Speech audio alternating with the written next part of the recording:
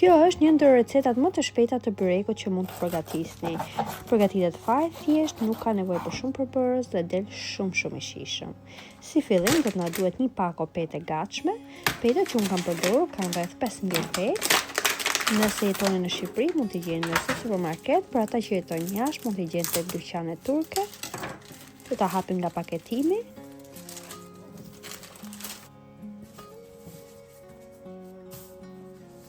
Do ta mbledhim siç e shikoni dhe në video. Dhe do ta presim.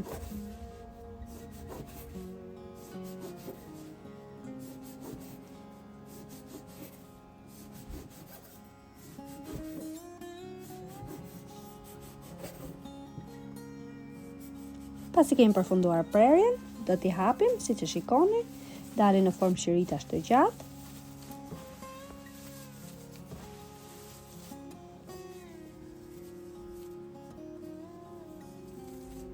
Do t'i lejmë pak më njarë, ndërkohë në njërin tjetër do të hedhim 3 vezë, të cilët janë në temperaturë ambienti. Rreth 600 ml qumësht lope nga lufra. 80 ml vaj. Dhe pak krip. Do t'i përzijem mirë të gjithë përbërësit.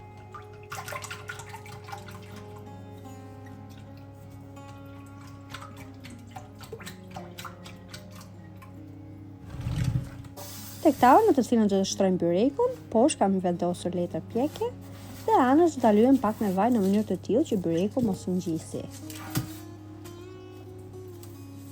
Do vazhdojmë shtrimin e petëve. Do të vendosim aq pecë sa të mbulohet sipërfaqja e tavës. Dhe do vazhdojmë t'i lagim të gjitha me qumësht.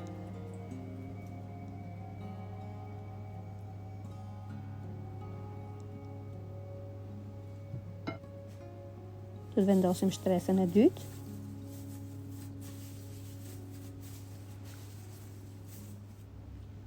Do të lagim përsëri me qumësht.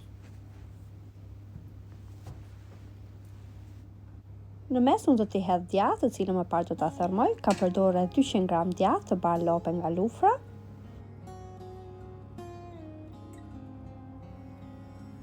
Do t'i vendosim pak pecë sipër pa i lagur me qumësht. Dhe më pas do të hedhim djathin.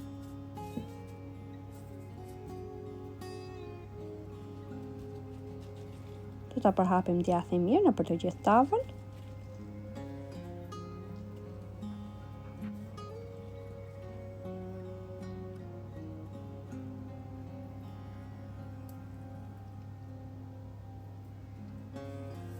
Dhe të vazhdojmë me shtrimin e petëve të tjera.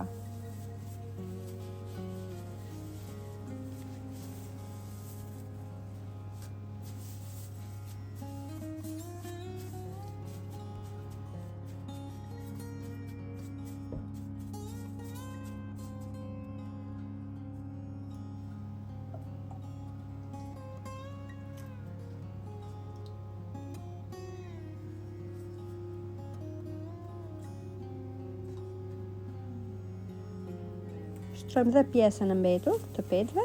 Pra gjithsej këtë lloj byreku e kam bërë me 4 shtresa.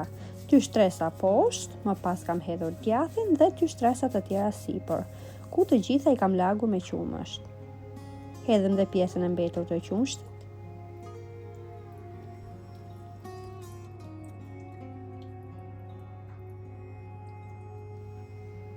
Sipër do t'i hedhim pak gjalp të shkrirë.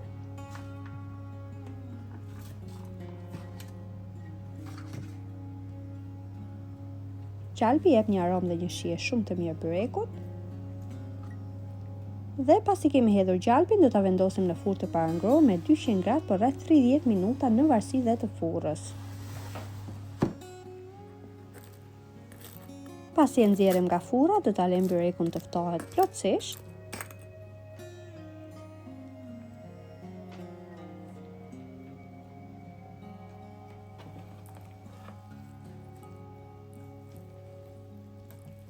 Dhe pasi është ftohur, do ta presim.